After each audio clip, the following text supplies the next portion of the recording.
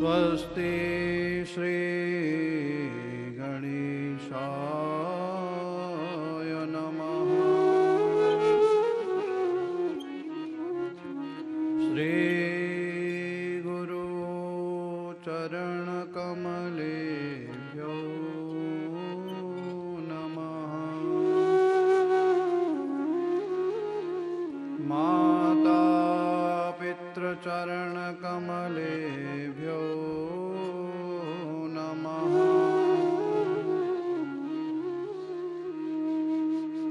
वंशी विभूषित करा नवनीरदाभा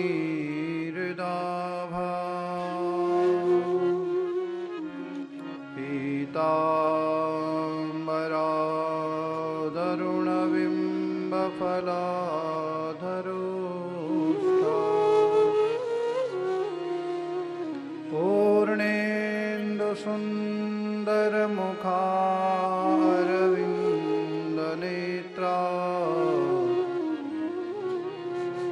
कृष्णात् परं किमपि तत्त्वमहं न जाने। कृष्णस्त्वदीयपदपङ्कजपञ्जरान्ते अद्यैव मे विशतु मानचराजहंस।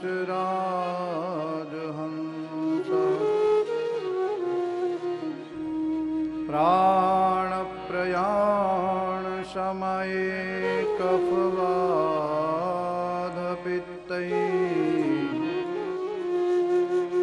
कण्ठावरोधनविधौ स्मरणं कुतस्ते। ध्येयः सदा परिभवग्नमभीष्टदोहम् तीर्थास्पदं शिवविरञ्चिनुतं शरेण्यम्। वृत्यार्तिहं प्रणतपालभवाब्धिपोतं वन्दे महापुरुष ते चरणारविन्दम्।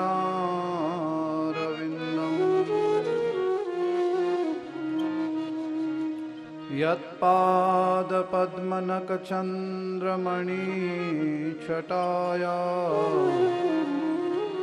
विस्फूर्जितं किमपि गोपवधूष्वदर्शिः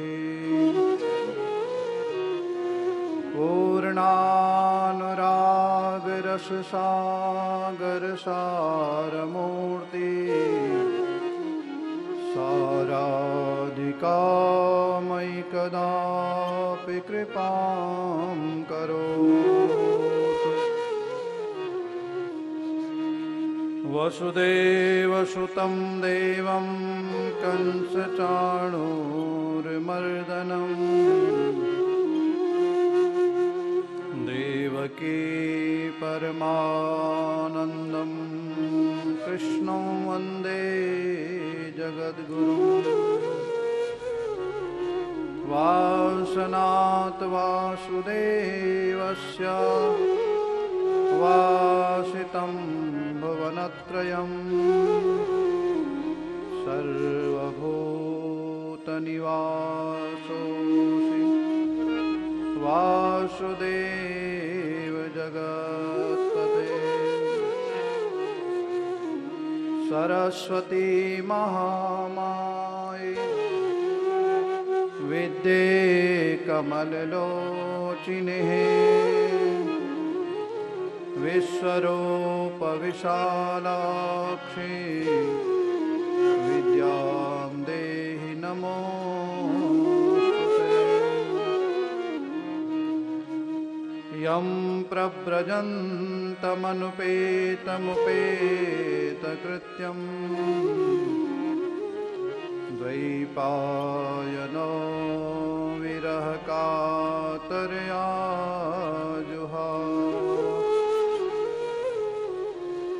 पुत्रेति तन्मयतया तर्वोऽभिनेदु तं सर्वभूतहृदये मुनिमानतोऽस्मि।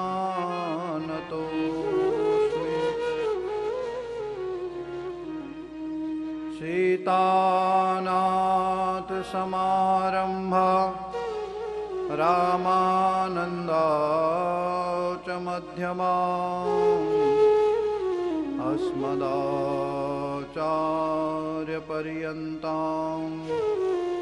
वन्दे गुरुपरम्पराम्।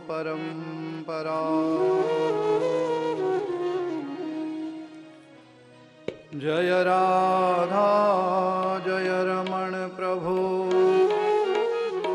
जय जय नवल किशोर जय गोपी चित चोर प्रभु जय जय माखन चोर। आइए हनुमंत विराजिए कथा करो मति अनुसार दोनों चरण पधारिए कृपा करो।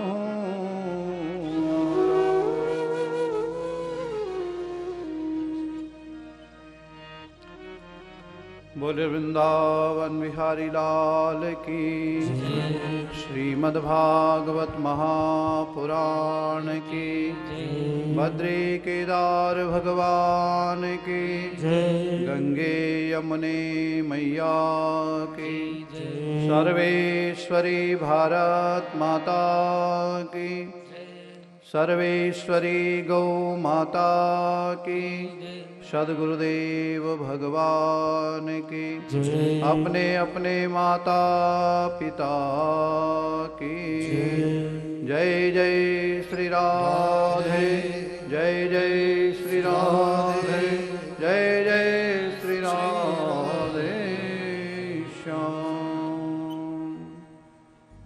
परात्पर अखिलेश्वर अकारण करुणा वरुणालय भक्त वांछा कल्पतरु भगवान श्री माल मुकुंद भवसार सिंधु रस सार सिंधु आत्मसार सिंधु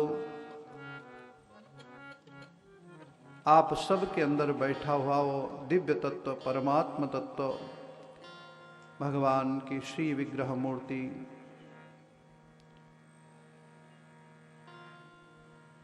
श्रीमद् भागवत परमहंसों की यह पावन संहिता और हम सब का मंगल करने वाली यह गाथा को प्रणाम वंदन नमन करते हुए वैष्णव जनों का परम धन है श्रीमद् भागवत प्रातःकाल वेद सत्र के माध्यम से आज भगवान श्री हरि की चर्चा सभी विप्रजन मध्य समय में श्रीमद् भागवत कथा का रसास्वादन करते हुए और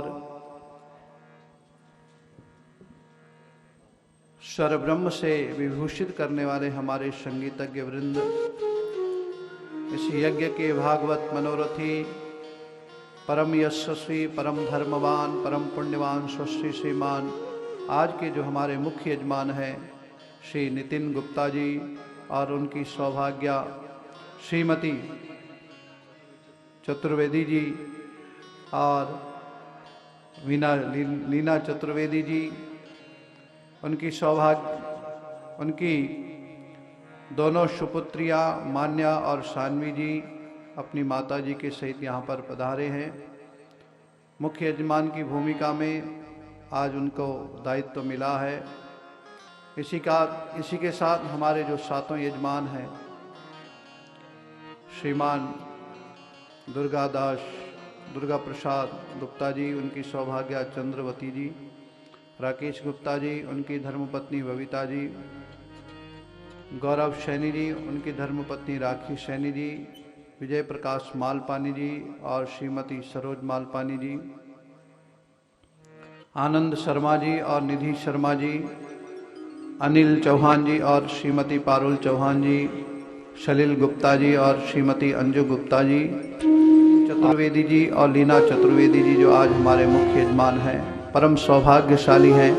भगवान का आशीर्वाद इन सबको मिला है और 7 दिन के लिए श्रीमद् भागवत कथा यहाँ पर पहुँची। आइए बड़े भाव से गोविंद दामोदर स्तोत्र का पारायण करें और कथा में प्रवेश करें। श्री राधे। करारविंदे न पदारविंदम मुखारविंदे विनिवेशयस्य भद्रस्य पुटेशयानं बालं मुकुन्दं मनसा स्मरामि। श्रीकृष्ण गोविन्द हरे मुरारे, हे नाथ नारायण वासुदेव। जिह्वे पिबस्वामृतमेतदेव, गोविन्द दामोदर माधवेति। विक्रेतु कामाखिल गोपकन्या, मुरारिपादार्पितचेतवेति। दद्यादिकं मोहवशादगोचर, गोविन्द दामोदर माधवेति।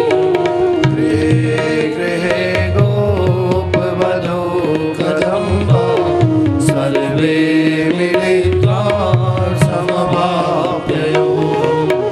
पुण्यानि नामानि पठन्ति नित्यं, गोविन्द दामोदर माधवेति।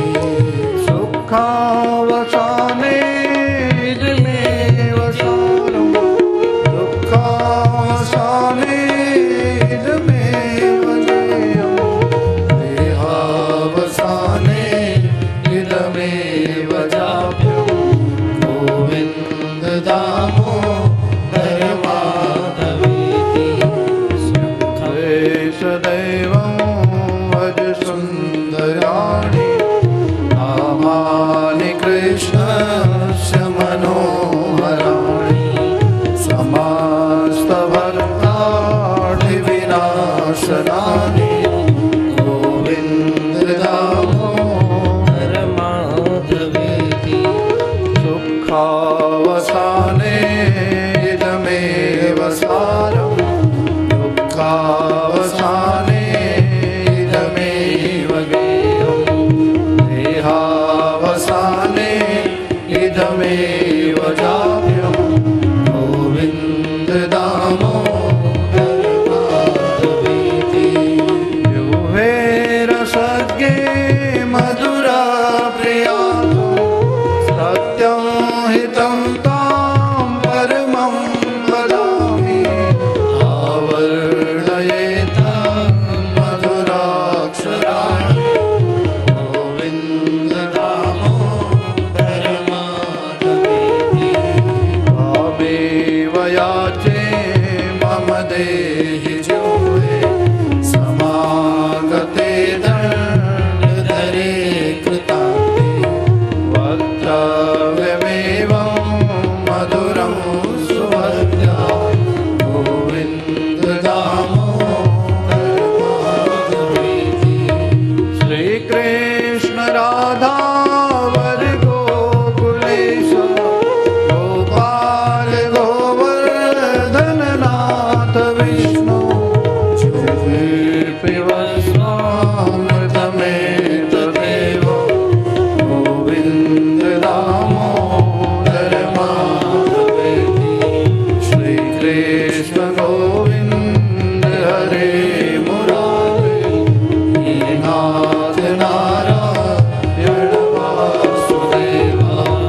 हे नाथ नारायण वासुदेव, हे नाथ नारायण वासुदेव, हे नाथ नारायण वासुदेव। श्रीकृष्ण गोविन्द हरे मुरारी, हे नाथ नारायण वासुदेव। बोले वृंदावन बिहारी लाल की जय। श्रीमद्भागवत महापुराण की द्वारिकाधीश भगवान की गोवर्धननाथ भगवान की जय। आइए हम सब लोग, कल बड़े धूमधाम से क्या कर रहे थे आप सब लोग? रुक्मणी ब्याह कर रहे थे। अच्छा, और क्या क्या कर रहे थे बताइए तो सही। उसके बाद भी तो कुछ किया होगा। और हैं? और उसके बाद क्या कर रहे थे? श्री राधे। खूब आप सब लोगों ने भर भर करके क्या है आनंद लिया कर रुक्मिणी मंगल विवाह का। जीव और ब्रह्म के मिलन की कथा है। क्या है? जीव और ब्रह्म की मिलन की कथा है रुक्मिणी विवाह। जो रुक्मिणी जी है वो लक्ष्मी स्वरूपा है, जीव का स्वरूप है, बार बार जन्म लेती है। और भगवान कैसे हैं? अजन्मा है। इसलिए हम लोग कल रुक्मिणी मंगल विवाह भगवान के साथ करा रहे थे। परम सौभाग्य यह प्राप्त हुआ था हमारे यजमान श्री सलिल गुप्ता जी और उनकी धर्मपत्नी अंजू जी की, जिनकी बिटिया क्या बनी हुई थी? रुक्मिणी बनी हुई थी। नानी भी कल खूब लुटा रही थी, खाए जा रही, कह रहे खाया और सोए फिर आ गए। कल क्या है? नानी जी जो हमारी रुक्मिणी जी बनी थी, उनकी नानी जी है कुसुम गुप्ता जी, है नहीं? हाँ, खूब लुटाई जा रही थी, हीरे मोती जवाहरात महाराज। बोलो गोविंद भगवान की। उनकी तो है ही, वो तो मुझे पता ही है, लेकिन इनकी हमारे आनंद जी और निधि शर्मा जी, इनकी बिटिया कल भगवान कृष्ण का जो स्वरूप था उन्होंने वह भाव ग्रहण किया हुआ था। सचमुच ऐसे ही लग रहे कि ठुमुक चलत कृष्ण चंद्र वैजत पैजनिया है। तेरे मोटे मोटे कजरारे तेरे नयन, है नहीं? ऐसा सुंदर भाव क्या है कल भगवान का आप हम सब लोगों ने दर्शन किया। श्रीमद् भागवत कथा में रुक्मिणी मंगल मिलन का जो यह प्रसंग है, यह हमें भगवान से और भागवत के द्वारा यह शिक्षा देता है कि जो समर्थवान, जो हमको परमात्मा ने जितना सामर्थ्यवान बनाया है, नहीं, हमारी क्या शक्ति है, हमारी क्या औकात है, क्या पात्रता है हमारी कि हम कुछ कर पाए। भगवान ने वह भाव हमें दर्शाया है। आपकी सामर्थ्य और आपकी जो पात्रता है वो कितनी बलशाली है। आप भगवान से मिल सकते हो या नहीं मिल सकते हो। दान की कोई सीमा नहीं है जी, धर्म का कोई अंत नहीं, धर्म कभी विश्राम नहीं लेता है। धर्मो रक्षति रक्षति, धर्म रहेगा तो हम रहेंगे। धर्म साक्षात भगवान है। धृतिक्षमा दमोस्तेयम शौचमिंद्रिय निग्रह धीर विद्या सत्यम क्रोधो दशकम धर्म लक्षणम।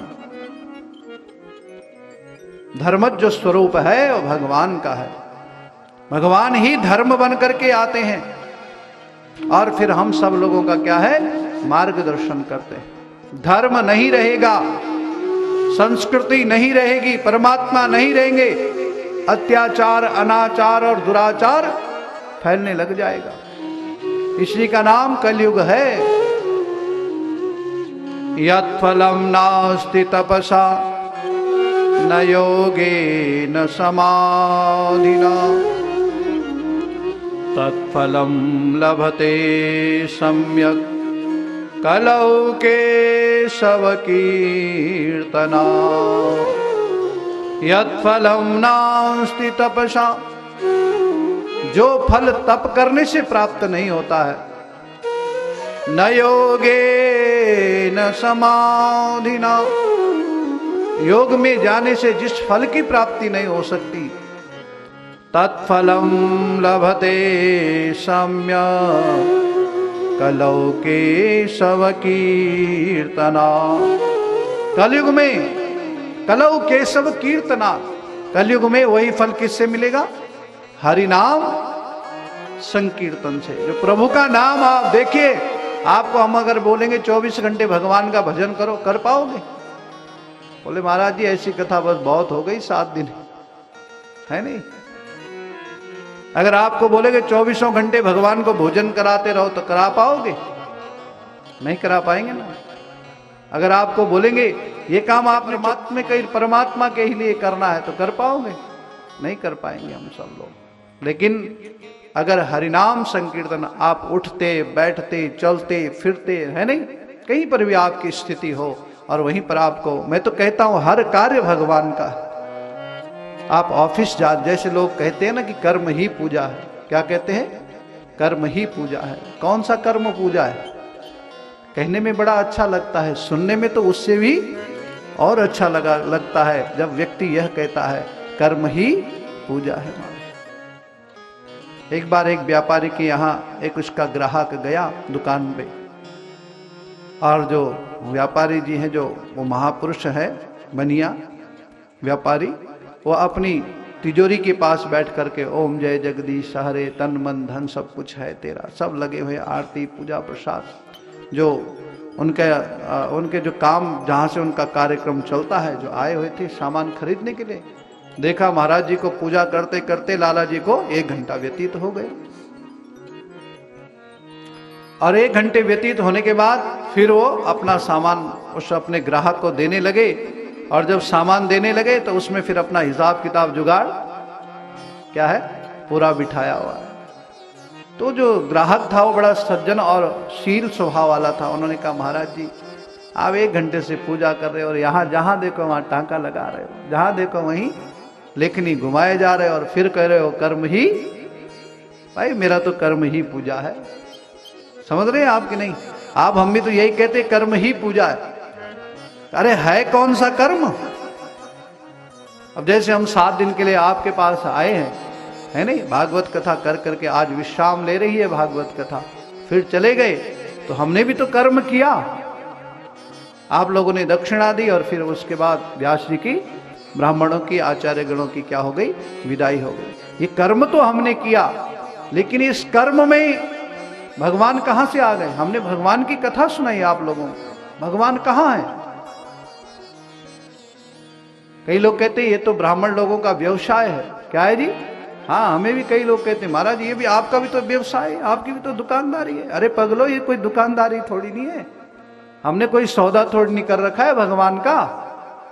भगवान कोई व्यापार नहीं है, भगवान कोई बनिया नहीं है, भगवान कोई वैश्य वृत्ति नहीं है। ये प्रेम का विषय है। क्या है? ये श्रद्धा का विषय है, ये त्याग का विषय है। जीवन में छोड़ना पड़ता है। नहीं भाई, आप लोग अपनी जेब ढीली न करते तो इतनी सुंदर व्यवस्था होती? बोलो ना, नहीं होती ना। तो क्या किया? त्याग किया। और वो त्याग किस में आया? मन में आया, और मन ने संकल्प शुद्ध और पवित्र लिया। तब आपकी यह कथा निर्विघ्नता पूर्वक, देखिए 1 दिन का आपका कोई कार्यक्रम होता है और उसमें भी कितने ही विघ्न क्या है आते हैं। लेकिन बंधुओं, मेरे गोविंद की कथा है और ये 7 दिन की कथा है। बीच में मौसम विभाग ने भी लिखा था कि बारिश क्या है होगी, पर मेरे गोवर्धन नाथ ने वो भी क्या है संभाल करके रखी। बीच में 1 दिन छोटा थोड़ा बूंदाबांदी सी हुई, और यज्ञ का फल है बरखा। यज्ञ का फल क्या है?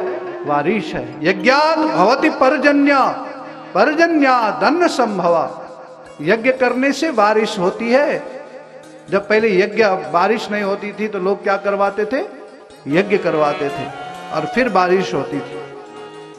तो देखिए हरि कृपा कितनी हुई, सुंदर यज्ञ भी हो गया, बारिश भी हो गई, नहीं है नहीं, और उसका प्रतिफल। तो ये जो हम कथा आपके लिए कर रहे हैं, ये अर्थप्रद कथा नहीं है, ये धर्मप्रद कथा है, ये भावप्रद कथा है, ये श्रद्धाप्रद कथा है। आप हमारे यजमान लोग सब अपने अपने घरों में ब्राह्मण देवताओं को, आचार्य जी को सब कह रहे हमारे हमारे घरों में आइए। जबरदस्ती थोड़ी नहीं है कि किसी घर जाना ही जाना, नहीं है जी, ये तो प्रेम है आप सब लोगों का, आपकी श्रद्धा है, आप बुला रहे हैं तो जा रहे हैं, नहीं है तो महाराज कोई जबरदस्ती नहीं है।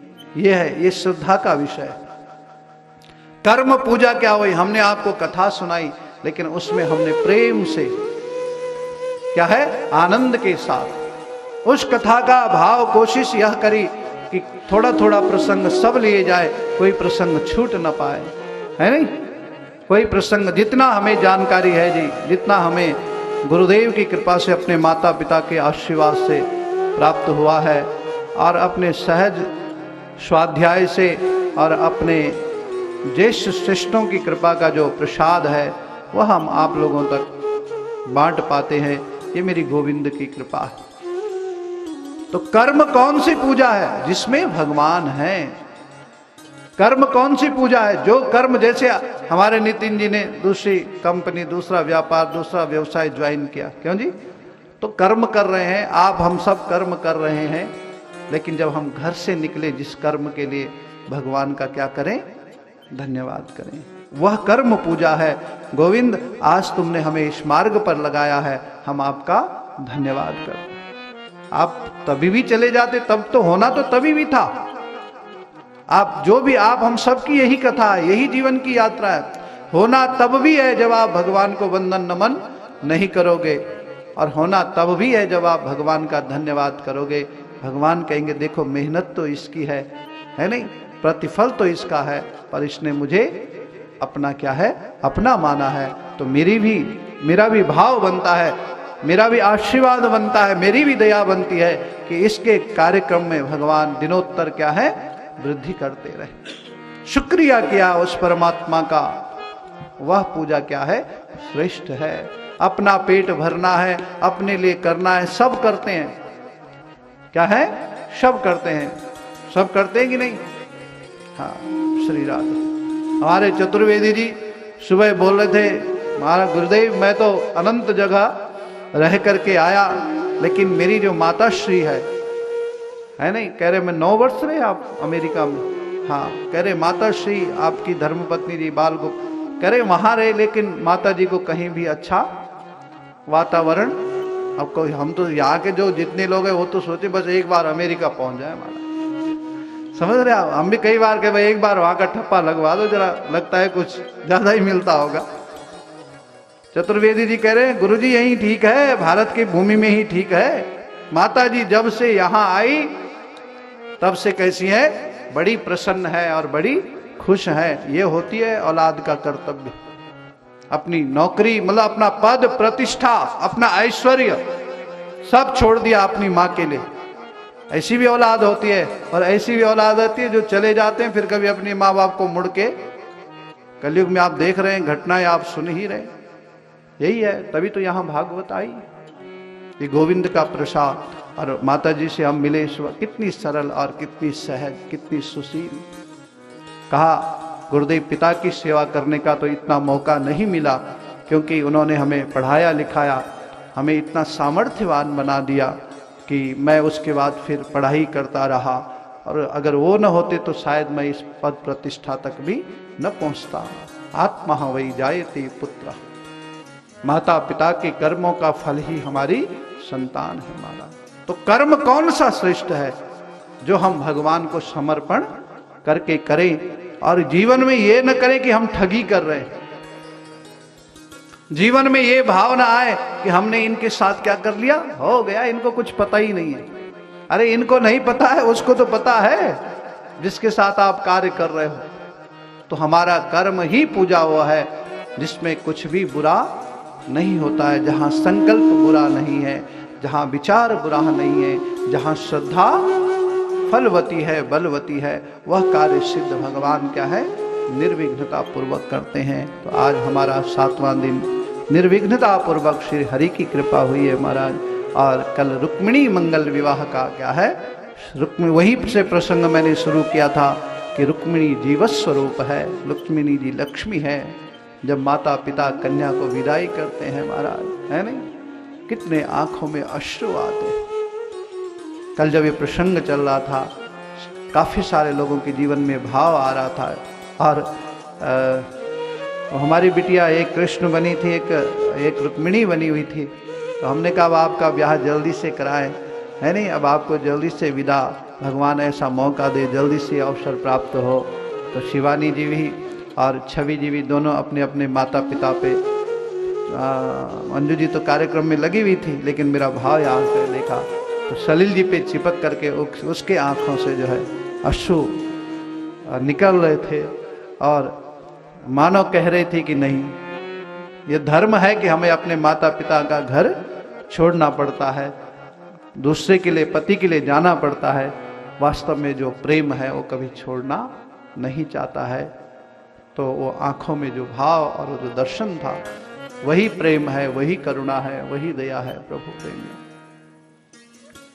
भगवान, सब आप लोगों ने कथा प्रसंग में सुना कि रुक्मिणी जी ने भगवान को प्रेम पत्र लिखा है और भगवान ने कहा देवी तू चिंता मत कर, मैं आऊँगा। शिशुपाल भी बारात लेकर के गया, क्योंकि हमारा कल प्रसंग चल रहा था।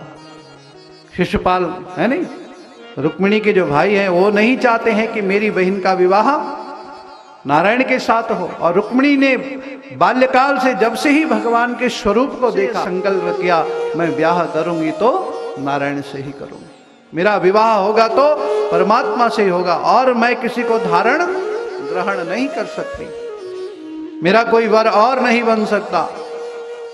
तो भगवान को आप पत्र लिखा और कहा प्रभु सिंह का भोजन अगर शियार ले जाए तो ये अच्छी बात नहीं है। जो शिशुपाल है वो क्या है, शियार है, और आप क्या हो, सिंह हो, है नहीं, आप सिंह हो मेरे, आप मेरे नारायण हो, आप मेरे परमात्मा हो, आप मेरे पति हो, आप मेरा पतन नहीं होने दोगे।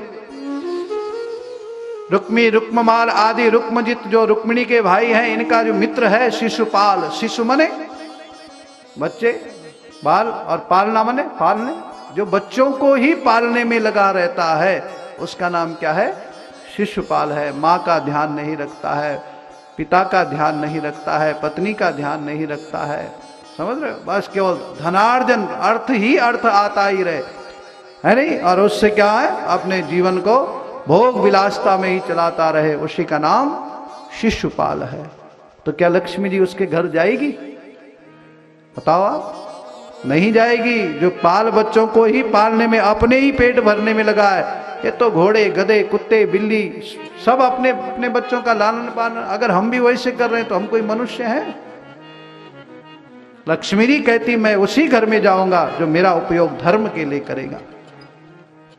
लक्ष्मी जी कहती है मैं उसी घर में जाऊंगा जो मेरा उपयोग सत्य के लिए करेगा, सन्मार्ग के लिए करेगा।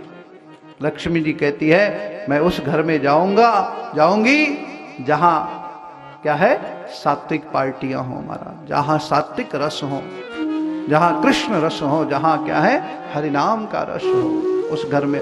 अगर कभी लक्ष्मी जी ऐसे घर में चली गई, रोती है बेचारी, व्याकुल होती है, कैसे फंसी मैं यहाँ आ गई। नहीं, 100 शराबियों के बीच में एक शराब पीने वाला है जो शराब नहीं पीता है, उसकी दशा क्या होती है आप जानते हैं। सब उसको लगे रहते हैं, अरे थोड़ा ले लेना, थोड़ा है नहीं, और थोड़ा करके उसकी जिंदगी बर्बाद कर देते हैं। पहले थोड़ा होती है, और फिर ज्यादा होती है, फिर पत्नी बेचारी ठोकर खाती फिरती है कि कैसे गोविंद देखो, जो कभी पीता नहीं था, थोड़ा करके अब तो ये रोड़ा ही हो गया है। लेकिन ये कृष्ण नाम का, कृष्ण भक्ति का जो नशा है ना, जब एक बार चढ़ जाता है तो फिर उतरता ही नहीं। और बंधुओं, ये गिराता नहीं है व्यक्ति को, गिरे हुए को भी संभालता है। ये मेरे गोविंद की कृपा है। इसलिए आप सब लोग तो बड़े श्रेष्ठ है, लक्ष्मी का कभी दुरुपयोग मत करना। अगर वो एक बार आ गई और फिर आपने उसका दुरुपयोग किया, आप जरा अपने जीवन में, अपने व्यवहार में देखिए, आप किसी के घर जाओगे और वहां आपका मान सम्मान नहीं होगा, आप जाओगे दोबारा उस घर में? जाएंगे बंधुओं, माताओं, जाओगे? नहीं जाएंगे। कहेंगे यार मैं तो गलती से इस घर में आ गया, चाय पानी भी किसी ने पूछी नहीं, मैं किसी से कम हूं क्या? लक्ष्मी कहती है मैं किसी से कम हूं, मैं नहीं होती तो ये सारा ऐश्वर्य कैसे होता। और ये देखो मेरी कैसी दुर्दशा कर रहा है, मानो कहां मुझे लुटाने में लगा हुआ है। कहाँ कहाँ मुझे बर्बाद करने में लगा हुआ है। तब वही व्यक्ति, वही मानव अगले जन्म में दरिद्र बनता है। क्या बनता है? दरिद्र बनता है, भिखारी बनता है, और फिर मांग मांग करके अपने उदर पूर्ति करता है। अदत्त दानाय भवे दरिद्रो दरिद्री भावा च करोति पापम। तो जो रुक्मिणी है लक्ष्मी का प्रतीक है, सौभाग्य का प्रतीक है, श्री का प्रतीक है, समृद्धि का प्रतीक है, खुशियां। जब लक्ष्मी आती है तो घर में क्या आती है? खुशियां आती है, सौमंगल्यता की प्रतीक है। ऐसा भागवत जी में लिखा हुआ है। शिशुपाल बारात लेकर के आया, इतने में तो रुक्मिणी जी ने भगवान के लिए प्रेम पत्र लिखा। और रुक्मिणी जी कल जो आप चरित्र श्रवण कर रहे थे, गौरी मंदिर में गई और भगवान वहां आए और रुक्मिणी को सीधे कहाँ ले गए? कहाँ ले गए जी? द्वारिका। भगवान के कहाँ विवाह हुए? ले गए सीधे द्वारिका। बीच में बलराऊ भैया मिले, बोले भैया पीछे से शिशुपाल जी आ रहे हैं अपने बारात लेकर के, क्योंकि उनकी जो दुल्हन थी वो तो मैं ले गया, अब आप जरा संभालना, क्योंकि मूसलधारी है ना, हलधारी है। कौन? बलराम जी महाराज। शिशुपाल बारात लेकर के जा रहा था, बलदाओं ने बीच में रोक दिया, आधा सर मुंडवा दिया, आधा मूछे मुंडवा दी। क्यों? बोले तो लक्ष्मी तेरी कहाँ है? लक्ष्मी तो है ही नारायण की, लक्ष्मी है ही कृष्ण की। और क्रोध में क्या है, कहाँ पहुंच गया? द्वारिका में पहुंच गया शिशुपाल। वहीं द्वारिका में भरी सभा में भगवान नारायण देखो, यहां से तो रुक्मिणी जी को हरण कर करके ले गए, लेकिन वहां अपने कुरुबुरु को बुला करके विधिवत वेद विधि से क्या है, विवाह करवा रहे हैं, पाणी ग्रहण संस्कार करा रहे हैं, 7 फेरे करा रहे हैं। यहाँ तो जल्दी जल्दी कर रहे थे हम लोग, है नहीं? 7 फेरे करवा रहे हैं। शिशुपाल अपने मंत्री संतरी सेना के साथ वहां पहुंच गया। भगवान कृष्ण को गाली देने लगा, माखन चोर, चित्त चोर है। अरे और तो चोराई चोरा, तो मेरी घरवाली को भी बोलिए ना, ले आया। भगवान ने कहा देखो भाई दादा, तुम मेरे बुआ के बेटे हो और मैंने अपनी बुआ जी को वरदान दिया था 100 गाली मैं तेरे पुत्र की क्षमा कर दूंगा। 101 जिस दिन हो जाएगी फिर मैं क्षमा करने वाला नहीं हूं। और आज शिशुपाल ने जैसे 101 गाली दी, भगवान ने अपने चक्र को आदेश दिया और शिशुपाल का सर धड़ से अलग हो गया। बोले नारायण भगवान की, है नहीं? भगवान ने अपना रुक्मिणी के साथ वहां पर विधिवत ढंग से पाणी ग्रहण संस्कार किए और सब लोग भगवान का वहां पर द्वारिका में जय जयकार करने लगे। श्याम सुंदर भगवान की, वृंदावन विहारी लाल की। नमस्ते त्वांबिके भीक्षणं स्वसंतानयुतां शिवां। भूयात्पति में भगवान कृष्णस्तदनुमोदता। माँ रुक्मिणी का सौभाग्य बढ़ने लगा और माँ रुक्मिणी के सौभाग्य के बढ़ते ही आज मेरी गोविंद ने जो है अष्टपट रानियों के साथ अपने क्या है विवाह किए हैं। भगवान की जो है 8 पटरानियां हैं। क्या है जी? अष्टपटरानियां हैं, उनके साथ भगवान का क्या है विवाह हुआ है। सबसे पहले जो विवाह है वो भगवान का रुक्मिणी जी के साथ हुआ। दूसरा जो विवाह है वो भगवान का जामवती जी के साथ हुआ। कामास्तु वासुदेवांसो दग्धः प्रारुब्धमन्युनः देहोपपत्तये भूय स्तमेव प्रतिपद्यतः। दूसरा विवाह भगवान का जामवती जी के साथ हुआ। इधर जो है माँ रुक्मिणी के गर्भ से प्रद्युम्न जी का जन्म हुआ और शंबरासुर नाम का एक दैत्य है, वह प्रद्युम्न जी को ले गया। यहाँ कथा आती है, एक बार शत्राजित नाम के एक राजा है। क्या है? शत्राजित नाम के एक राजा है और उनकी एक कन्या है जिसका नाम है सत्यभामा। शत्राजित सतनयाम कृष्णस्याश्रित किल्बिषां स्यमन्त्यकेन मणिनां स्वयमुपद्य दत्तवान्। राजा शत्राजित के पास एक मणि है, जो मणि रोज जो है 40 भार सोना क्या है उगलती है।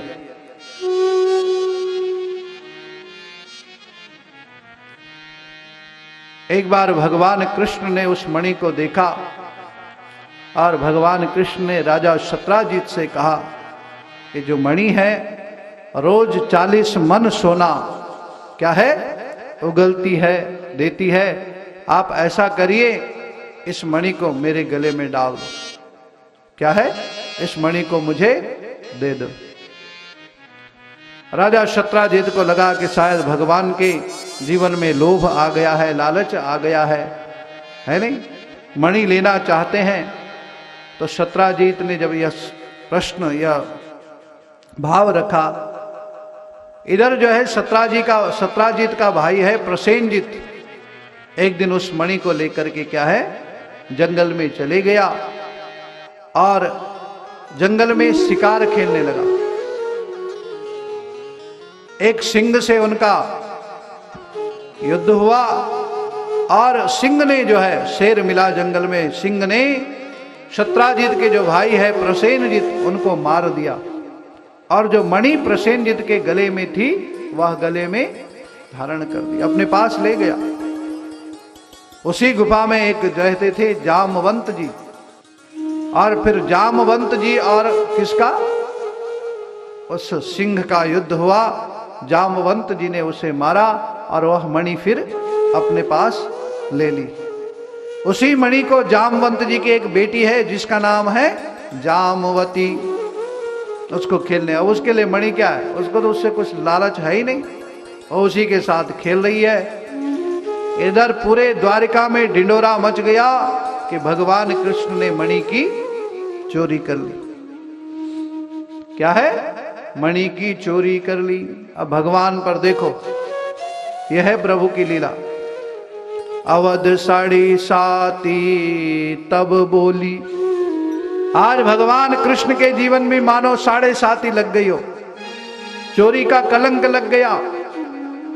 जब जब जीवन में कलंक लगते हैं, किसी पापक ग्रह की क्या है दृष्टि पड़ती है और आपको व्यवधान पैदा करते हैं। आज भगवान पर स्यमंतक मणि की चोरी लगी। आज कहते हैं भगवान कृष्ण की 7.5 मानव शरीर धारण किया ना, प्रारंभ हो गई।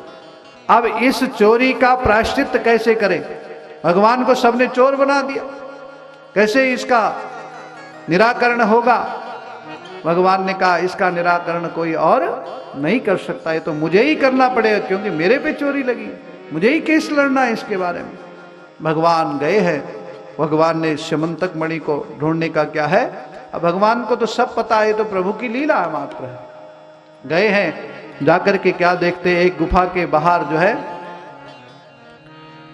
रक्त की धाराएं बह रही है, और रक्त की धाराएं बहते ही प्रसेनजीत ने कह दिया कि मेरा भाई के गले में मणि थी, मणि की चोरी हो गई, भाई भी घर नहीं आया, लगता है किसी ने भाई को भी मार लिया और मणि का भी हरण कर लिया। भगवान जब गए, द्वार पर देखते हैं प्रसेनजीत मरा हुआ पड़ा है। अंदर गुफा में प्रवेश करते हैं तो सिंह मरा हुआ पड़ा हुआ, और अंदर प्रवेश करते हैं तो जामवंत जी की एक बिटिया है जिसका नाम जामवती है, वह उस मणि के साथ क्या है खेल रही है। प्रभु की लीला देखिए, कब किसको मिलना है, कैसे मिलना है, कैसे दर्शन देने हैं। जामवती के पास जब भगवान ने वो मणि देखी, प्रसन्न हो गए। तुम्हारे पिताश्री कहाँ हैं?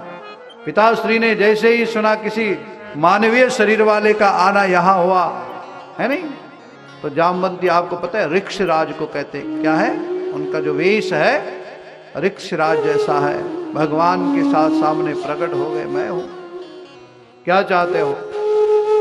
कहा ये जो तुम्हारी कन्या के पास ये मणि है इसे मुझे दे दो। बोले अब वो तो जंगली जानवर है, जंगली है, एक आकृति जो है।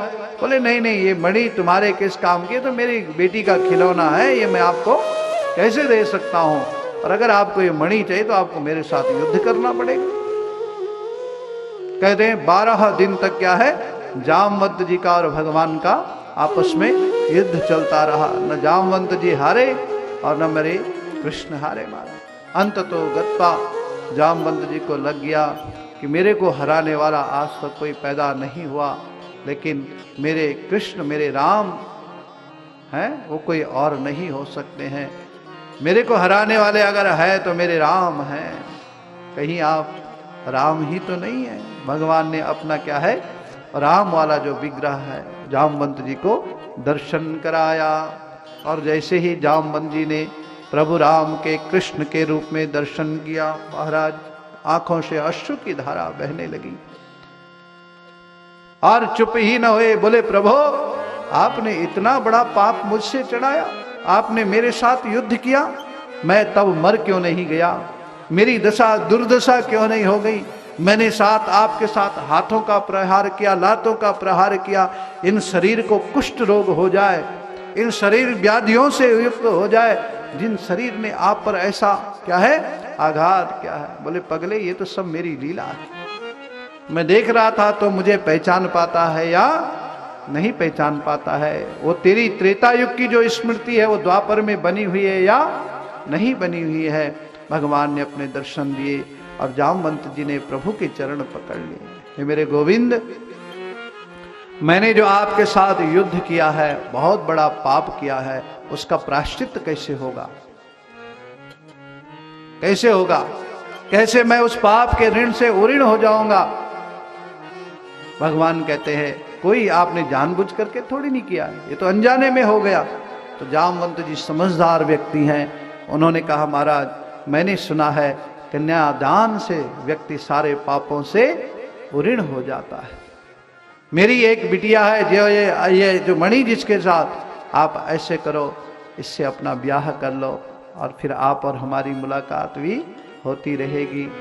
जामवती जी का विवाह किसके साथ कर दिया, भगवान नारायण के साथ कर दिया। और जो मणि थी वो भी दहेज में क्या है दान दे दी। महाराज बोलो गोविंद भगवान की। इधर जैसे ही सत्राजित को पता चला कि कृष्ण के पास वो मणि है, अपनी सेना लेकर के पहुंच गया।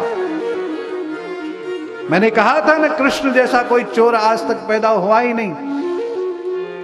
जब वहां जाकर के भगवान के साथ युद्ध करने लगे, सत्राजित को मालूम चला कि यह मणि तो कृष्ण के पास नहीं थी, यह तो जामवंत जी की बेटी जामवती के पास थी। वह भी बड़ा पापाचार्य से आश्चर्यचकित हुआ, अपने आप को अपने कर्मों का फल ग्लानि करने लगा। मैंने कृष्ण पर स्यमंतक मणि की चोरी लगाई है, ऐसा अघोर पाप मैंने जीवन में किया है, मुझे क्षमा कर दो प्रभु।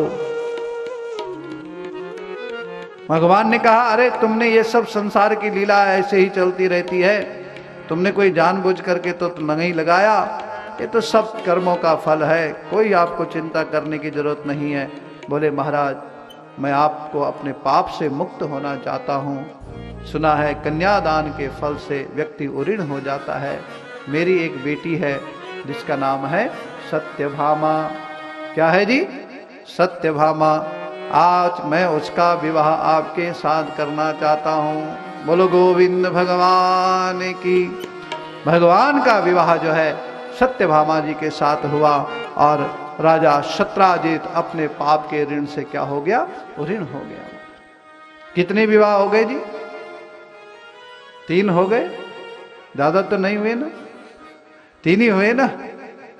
एक भाई मुझसे बोला था गुरुजी जब भगवान 16,108 ब्याह कर ले, हम भी 2-4 करेंगे तो चल नहीं सकता है नहीं? हाँ ऐसा भी हो जाता है, कभी कभार हो जाता है। तब तक एक दूसरा भैया आया हमारे पास, मैंने कहा देखो भैया ये क्या बोल रहा है, 2-4 ब्याह हम भी कर ले, भगवान ने 16,108 कर रखे। कह रहा गुरुदेव अपने से तो एक ही नहीं संभल रही है, वही बहुत भारी पड़ी हुई है, ये 2-4 की बात कर रहा है। समझ रहे हो कि नहीं? श्री हरि। प्रभु प्रेमियों, भगवान तो सर्वगुण समर्थवान है। आप परमात्मा के साथ अपना सामंजस्य कैसे बिठा ले, तो कैसे लोग बोल देते हैं, मुझे समझ में नहीं आती है बात। परमात्मा सर्वगुण संपन्न है और मेरे गोविंद ने 16,108 गोपियों के साथ जो ब्याह किया है वो गोपी तत्व है, वो शरीर की इंद्रियां हैं। शरीर के अंदर जो देवता बैठे हुए उन्हीं का नाम कृष्ण है। उन्होंने किसी से ब्याह, हमारे शरीर के अंदर जो आत्मा है उसने अपना ब्याह कृष्ण से किया हुआ है। और उस आत्मा को चलाने वाली जो ताकतें, आंख है, कान है, नासिका है, शरीर के अंदर 16,108 नाड़ियां हैं। कौन है शरीर को चलाने वाले? कौन है जी? परमात्मा है। तो किससे ब्याह कर रखा है हमारे 16,108 नाड़ियों ने? परमात्मा से किया हुआ है। जब तक भगवान अंदर बैठे हुए हैं वो शरीर चल रहा है, और भगवान चले गए तो वह शरीर क्या है? धराशायी हो। ब्याह मने तो पतन नहीं होने दे रहा। हम सबके रक्षक वो परमात्मा है, यह है ब्याह। भगवान ने किसी 16,108 स्त्रियों से नहीं, ये तो एक कथा है, ये तो जीवन का एक चरित्र है, एक इतिहास है। जो ये अष्टधा प्रकृति है, 8 पटरानियां हैं भगवान की। तीसरा विवाह सत्यभामा जी के साथ हुआ। चौथा विवाह भगवान का नग्नजिति के साथ हुआ। 5वां मित्र वृंदा जी के साथ हुआ। 6ठा लक्ष्मणा जी के साथ हुआ। 7वां विवाह भगवान का कालिंदी यमुना से हुआ। और 8वां विवाह भगवान का भद्रा नाम की एक देवी है, भद्र प्रदेश के राजा की कन्या है, उनसे हुआ है। तो ये अष्टधा प्रकृति है जो परमात्मा से ब्याह करती है। पृथ्वी, जल, अग्नि, वायु, आकाश, दिक्, मन और आत्मा। ये क्या है? अष्टधा प्रकृति है जिसने भगवान से विवाह किया हुआ है। भले आप प्रकृति के एनवायरनमेंट को कितना ही खराब करो, भगवान को मालूम है किस देश में मुझे कब क्या करना है। जहां अति हो जाएगी, जब शरीर लोग रहने के लायक नहीं, तो भगवान फिर कोई न कोई रोग, दैहिक दैविक भौतिक तापा, राम राज काहू नहीं व्यापा। दैविक प्रकोप करते हैं और उस राज्य की, उस देश की क्या है, वो दैविक प्रकोप से वो सारी लीला का संवरण करते हैं और दुखों से फिर निजात करके उस धरती को क्या है, पावन और पवित्र बनाते हैं। ये अष्टधा प्रकृति जो 24 घंटे भगवान की सेवा में लगी हुई है। सूर्य भगवान उदित होते हैं अपने समय से होते हैं, नहीं?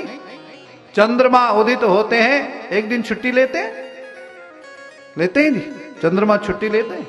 नहीं लेते हैं ना। तो ये उन प्रकृति के अवयव हैं, अंश है। हमारी मर्जी नहीं आई, नींद आ जा रही, 1 घंटे और लेट ऑफिस पहुंच जाते हैं, है नहीं? लेकिन हम लोग कथा में 1 घंटे लेट पहुंच गए तो आप गालियां, जहां पूजा करते तो वही शुरू हो जाओगे। महाराज जी क्या बात है, आपने तो इतनी लेट कर दी। समय का सदुपयोग, मैं समय हूं, मैं किसी की प्रतीक्षा नहीं करता। और समय का जो दुरुपयोग करता है वह कभी आगे नहीं बढ़ता है। शरीर माध्यम खलु धर्म साधनम। लोग कहते हैं महाराज हमारे पास समय ही नहीं है। अच्छा, 24 घंटे से क्या 26 घंटे दे दे? हैं? क्यों जी? आज कलयुग में सब कुछ होने के बाद भी मनुष्य कहता है मेरे पास समय। और बताइए, औरों के लिए तो समय है, बाहर वालों के लिए समय नहीं है, तो किसके लिए? अपनों के लिए ही समय नहीं है। और अपनों के लिए भी छोड़िए, अपने लिए ही क्या है? जब अपने लिए समय नहीं है, जब तुम्हारी इंद्रियां शिथिल हो जाएगी, आंख से दर्शन होने बंद हो जाएंगे, कान से श्रवण होना बंद हो जाएगा, नासिका से सुगंधी पता ही नहीं चलेगा, वाणी का रस मालूम ही नहीं होगा, दांत वांत सब निकल जाएंगे, शरीर क्या है, कंपायमान होने लग जाएगा, फिर कैसे करोगे हरि भजन? हमारी जो युवा पीढ़ी है, हम उनसे यही तो निवेदन करना चाहते हैं, बुढ़ापे में जाके भजन नहीं होता है भैया, आदत बाल्यकाल से ही डाल दीजिए। बुढ़ापे में जाके तो दवाइयाँ ज़्यादा खानी पड़ती है। इसलिए बाल्य अवस्था, क्योंकि मुरझाया हुआ फूल कभी भी भगवान को नहीं चढ़ाया जाता है। भगवान को अगर आप पुष्प आप देखिए अर्पण कर रहे हैं तो कैसे खिलते हुए, जवानी का, बाल्य अवस्था का, बाल्यकाल के जो संस्कार हैं, बाल्य अवस्था ऐसी होती है जैसा आप सांचे में ढाल दो बाल गोपाल वैसे ही बन जाते हैं कि नहीं। जैसे सांचे पे आप ढालोगे वैसे ही सांचे में वो फिट हो जाएंगे, क्योंकि उनके अंदर पिघलना होता है, सरल होते हैं, वो इतने कठोर नहीं होते हैं, जैसे ढालोगे वैसे। लेकिन जब आदमी शादीशुदा हो जाता है तब क्या होता है, पत्नी कहती है सबके सामने बोल दिया हमने, पति कहते यार तूने तो सबके सामने मेरी इंसल्ट करा दी। क्योंकि जब थोड़ा परिपक्व हो जाता तब वो मुड़ता नहीं है, तब क्या है, वो मुड़ता नहीं है, अकड़ आ जाती है जीवन में।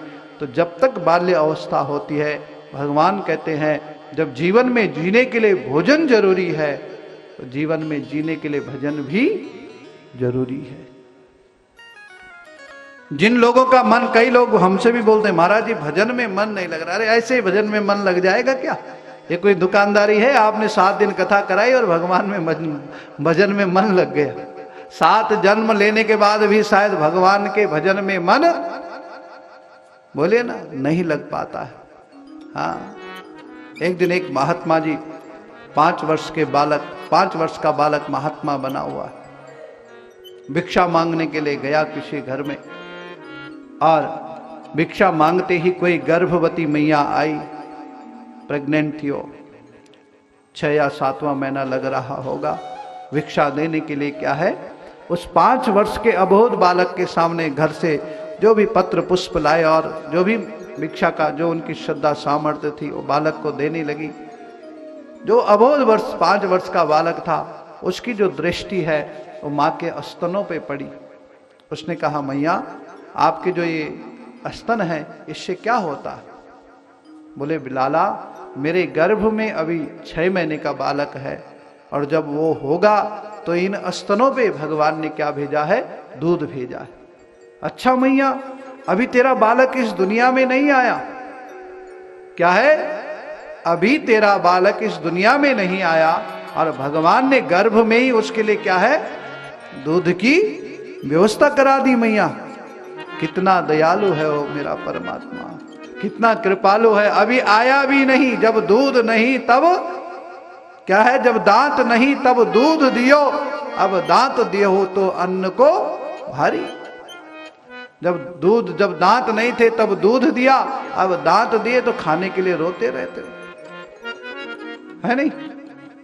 कहा प्रभु मैया आपको जब ये पता है कि भगवान ने मेरे स्तनों में दूध भरा हुआ है, अभी आपका बालक हुआ नहीं, आपको ये भी पता होगा मेरे भगवान कब मिलेंगे। देखो उस महात्मा, 5 वर्ष का महात्मा जो स्वयं महात्मा बना है, वो एक गृहस्थी से पूछ रहा है कि मेरे भगवान कब मिलेंगे, कैसे दर्शन होंगे। अब वो भी सीधी सादी भोली भाली माँ थी। उसने कहा महात्मा जी घर से निकले और मैं अपने काम धंधे में लग जाऊं। बोले ये आम का पेड़ दिखाई दे रहा ना महाराज हमारे घर के आंगन में, जितने इसके पत्ते हैं, जब तुम्हारे इतने जन्म हो जाएंगे तो तुम्हें भगवान मिल जाएगा। वाह रे वाह, आम के पेड़ में कितने पत्ते होंगे जरा कल्पना कीजिए।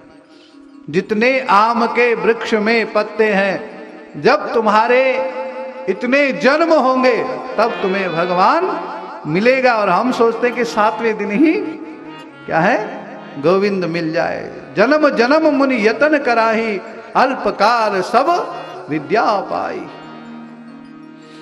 इतनी जल्दी भगवान नहीं मिलते हैं, बहुत त्याग करना पड़ता है, बहुत कठिनाई करनी पड़ती है, बहुत तप करना पड़ता है, बहुत जीवन में साधना करनी पड़ती है, सहज और सरल बनना पड़ता है, नहीं तब भगवान मिलते हैं। अकड़ आओगे, अहम आएगा, मैं आएगी, आपके पास आया हुआ परमात्मा भी चले जाएगा महाराज।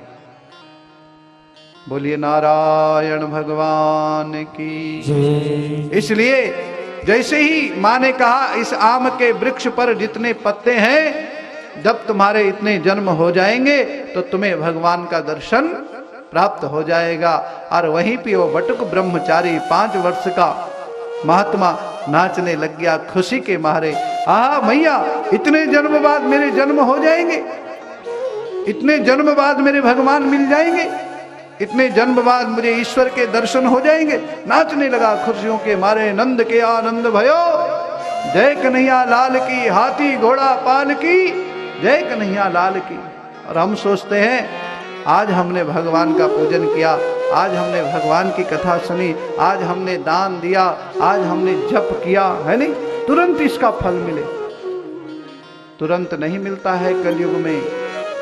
यत् फलम नास्ति तपसा न योगे न समाधिना।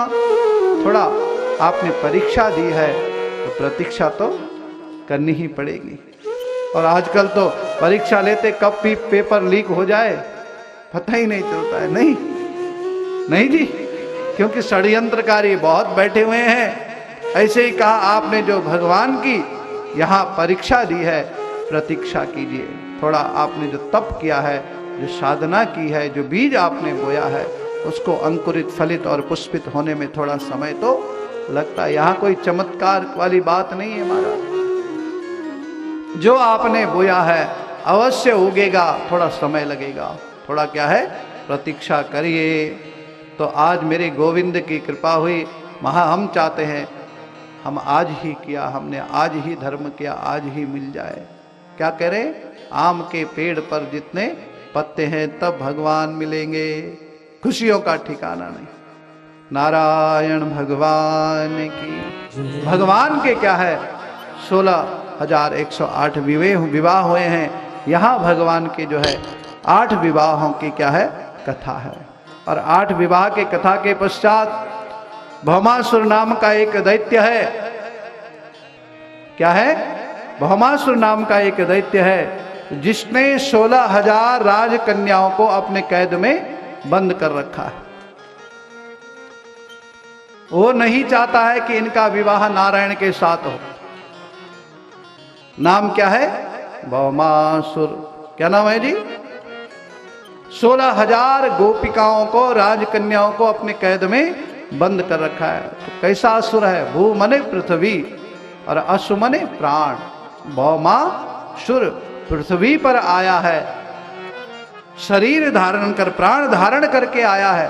केवल शरीर होते हुए शरीर में रमण करने के लिए आया है, भगवान में नहीं। भगवान से इसका कोई लेना देना नहीं। बस ये जो 16,000 गोपियां हैं, ये मेरी पत्नी बन जाए, मेरी सेवा करे, उसी का नाम है भौमासुर। तब तो एक भौमासुर था जिसने 16,000 राजकन्याओं को अपने कैद में बंद कर दिया। आज तो हर घर में, हर समाज में, हर सड़क में, हर गांव में, हर मोहल्ले में, हर गली में जाइए आप, एक एक भौमासुर क्या है आपको मिलते रहेंगे। और उन असुरों की जो व्याख्या है, वो असुरों की जो कहानी है, किसे कहते हैं असुर, किसे कहते हैं राक्षस, किसे कहते हैं दैत्य। गोस्वामी जी जो है रामचरितमानस में बहुत सुंदर दैत्यों का परिचय देते हैं, असुरों का परिचय देते हैं। मानहि मातु पिता नहीं देवा, मानहि मातु पिता नहीं देवा, मानहि मातु पिता नहीं देवा, मानहि मातु पिता नहीं देवा। संतन सन करवा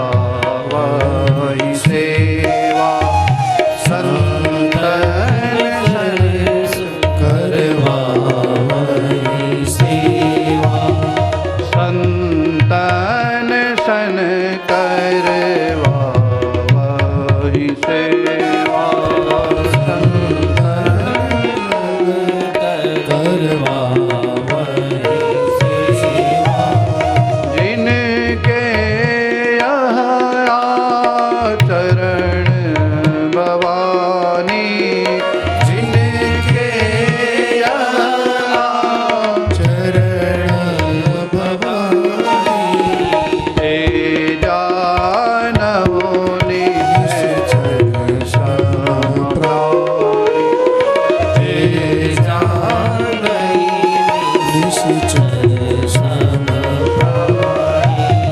ते जानहु निश्चर सम प्राणी। ते जानहि निश्चर सम प्राणी। बहुत सुंदर भाव दर्शाया गया है। क्या भाव है? मानहि मातु पिता नहीं देवा। असुरों की परिभाषा बताएगी जी। असुर कौन है? असुसु रमन्ते सह असुरा। का कौन है असुर? राक्षस किसे कहा जाता है? मां नहीं मातु पिता नहीं देवा। मानहि मातु पिता नहीं देवा। जो अपने माँ को नहीं मानता है, जो अपने पिता को नहीं मानता है। कलयुग में ऐसे आपको बहुत मिल जाएंगे, नहीं? ऐसे लोगों की संख्या क्या है? ज्यादा है। और जो मानने वाले हैं उनकी संख्या बहुत कम है। माँ नहीं मातु पिता नहीं देवा। और इनमें आप सुनिए, माँ बाप को ही नहीं मानते हैं, देवताओं को भी नहीं मानते आज तो लोग। है क्या भगवान है? किसने देखा भगवान? तुमने देखा क्या? भाई आप लोगों से मैं ये कहना चाहता हूं, हम लोग अभी 137 सेक्टर में बैठे हैं, गुलशन वेदांत अपार्टमेंट में बैठे हैं। हम लोगों को जितना यहां दिखाई दे रहा, क्या दुनिया इतनी ही है? बताइए। इससे थोड़ा और आगे प्रवेश करेंगे तो और बड़ा और आगे दिखाई देगा, और आगे जाएंगे तो और आगे दिखाई देगा कि नहीं? हमारी दृष्टि जहां तक गई है दुनिया उतनी ही नहीं है, और तुम्हारी पात्रता ही इतनी नहीं कि तुम उसे देख पाओ, क्योंकि उसे दिखाने वाला परमात्मा है, उसे बनाने वाला वो ईश्वर है, उसकी रचना करने वाला। आप घर में 5-7 लोग रहते हैं, जब देखो टेंशन में रहते हैं। जब देखो, मैं कल परसों भी कह रहा था, जब देखो जिसको किसी का ब्लड प्रेशर हाई, किसी का फलाना हाई, किसी का हार्ट अटैक, किसी को डिप्रेशन। नहीं, छोटे छोटे से परिवार होने के बाद भी इतने संकट आ जाते हैं। ध्यान से सुनिएगा, मेरे गोविंद का तो वसुधैव कुटुंबकम, पूरा दुनिया पूरा संसार क्या है? परिवार है, और बिना टेंशन के रहते हैं। क्या है? परमात्मा बिना टेंशन के रहते हैं। तो जो लोग ये कहते हैं कि भगवान कुछ नहीं है नहीं? जो लोग अपने माता पिता को नहीं मान सकते, वो भगवान को क्या मानेंगे? जो अपने गुरु, अपने ब्राह्मण पर भरोसा नहीं करते, वो भगवान पर क्या भरोसा करेंगे? और चलिए मैं मानता हूं इनको भी, जो धरती पर भरोसा नहीं कर सकता है, जहां तुम रह रहे हो, जहां तुम खा रहे हो, जहां तुम पी रहे हो, तुम उसी को अस्वच्छ और अपवित्र करते जा रहे हो, तुम भगवान को क्या मानोगे? परसों हमने गोवर्धन की कथा आपको सुनाई थी। हमने कहा था प्रकृति के एनवायरमेंट को शुद्ध रखना है नहीं? जैसे यहाँ सोसाइटी में हम लोग आए हैं, देख रहे हैं बहुत सुंदर व्यवस्था है, सोसाइटी भी बनाई है, तो उस सोसाइटी को हरा भरा भी क्या है किया है। जैसे आप सड़क में जाते हैं, आप गाड़ी चलाते हैं, हम रोज तो आपसे ये निवेदन नहीं कर सकते कि आप एक वृक्ष लगाइए, रोज लगाइए, लेकिन ये निवेदन जरूर कर सकते हैं कि जब आप सड़कों में अपनी गाड़ियों को चलाएं, और जब वर्ष भर में आपको कभी कोई मौका मिले, तो अपने हाथ से एक वृक्ष क्या है जरूर लगाए। एक वर्ष में अगर आपने एक वृक्ष लगा दिया, आप 50 वर्ष के हो गए, तो कितने वृक्ष लग गए? 50 वृक्ष लग गए। अरे 50 भी न लगाओ तो 25 ही सही, 25 लगाओ तो 10 तो लगाओ कम से कम। वातावरण कैसा हो जाएगा? गोवर्धन यज्ञ हो जाएगा। ये धरती, ये धरणी क्या हो जाएगी? सुंदर हो जाएगी। और नहीं लगा सकते हो तो एक तो लगाओ कम से कम। बोले महाराज जी इससे होगा क्या? अरे अंतिम समय जब लोग हमें शमशान ले जाएंगे, तो दूसरे के लगाए हुए वृक्ष के द्वारा हमें जलना पड़ेगा। जलना तो है ही, जाना तो है ही, लेकिन कम से कम एक वृक्ष अपने हाथ से लगा करके जाओगे, हमारे जलने का अंतिम समय तो काम आएगा। नहीं तो दूसरे के कर्जदार रहोगे जिंदगी भर और जीवन भर। इसलिए सच बता दे बिहारी से प्यार कितना, नहीं, कितना नगद कमाया और उधार कितना। सच बता दे बिहारी से प्यार कितना, नगद कितना कमाया और उधार कितना। बस भगवान का काम कल करेंगे, ईश्वर का काम परसों करेंगे, ईश्वर का काम कथा सुनने के लिए टाइम नरसों जाएंगे, है नहीं। और दुनिया का काम अभी करना है। पत्नी का काम शाम को जाके घर रोटी नहीं मिलेगी, करना पड़ेगा, है नहीं। परिवार का काम अभी करना है, व्यापार का काम अभी करना है। और भगवान का काम, महाराज जी टाइम नहीं है आजकल, क्या करें। अगर भगवान जी ने बोला मेरे लिए तेरे पास टाइम नहीं है, तब, है नहीं। काल करे सो आज करे, आज करे सो अब, और पल में परलय होएगी बहुरी करोगे। जब आप मूल ही नहीं चुका पाए तो ब्याज कहां से चुकाओगे। इसलिए ये ध्यान रखिए, ये चिंतन रखिए, जिस परमात्मा ने हमें मनुष्य बनाया है, मानव बनाया है, उसका कर्जा नहीं है हमारे ऊपर, ये हमारा व्यवहार होना चाहिए। आपका प्रेम ही उसका कर्जा है। आप जी रहे हो, आप श्वासें ले रहे हो, ये परमात्मा का कर्जा है। उसे कर्जा मत सबसे अपना जीवन समझिए। क्या है? जो हमारा जीवन चल रहा है वो सब गोविंद की कृपा का क्या है? आशीष है, उसकी कृपा का भाजन है, उसका प्रसाद है हमारा। इस भौमासुर ने क्या किया? 16 राजकन्याओं को अपने कैद में बंद कर दिया। तो असुर कौन है? मान ही मातु पिता नहीं देवा, मान ही मातु पिता नहीं देवा। जो देवताओं को नहीं मानता है, जो माता पिता को नहीं मानता है, जो गुरु को नहीं मानता है और जो भगवान को नहीं मानता है, उसी का नाम कलयुग में असुर है महाराज। संतन सर करवा वही सेवा। आज तो आप जहां जाइए कलयुग में इतना बड़ा प्रभाव है, संतों पे आरोप प्रत्यारोप, ये वो ठिकाना फिकाना। महाराज संसार में आपको बहुत सारे पापी मिलेंगे, बहुत सारे दुराचारी मिलेंगे, उनका नाम कहीं नहीं आता। पर एक अच्छे व्यक्ति से कहीं गड़बड़ी हो गई, पहले तो उस अच्छे व्यक्ति को गड़बड़ी करनी ही नहीं चाहिए, क्योंकि वो पद बड़ा होता है। ठीक है, उस पद पर बैठ करके, जैसे ये पीठ है, इस पीठ पर आप सब लोगों ने हमको बिठाया है, इसलिए चरित्र और चित्त की जो संपत्ति है, हमारा कर्तव्य बनता है उसकी रक्षा करनी चाहिए हम सब लोगों को। जिनके यह आचरण भवानी, तेजा नहु निश्चर सम प्राणी। भगवान भोलेनाथ कैलाश पर्वत पर उमा को यह कथा सुना रहे हैं कि हे भवानी, संसार में जब जाकर के हम देखते हैं तो कलयुग का मानव ही क्या बन चुका है? दानव बन चुका है। ऐसे लोगों की दिशा और दशा बिगड़ी हुई है। कई बार लोग हमारे पास भी आते हैं, महाराज जरा दिशा, हमारी दशा देखो जरा कैसी है, आजकल गड़बड़ चल रही है थोड़ा।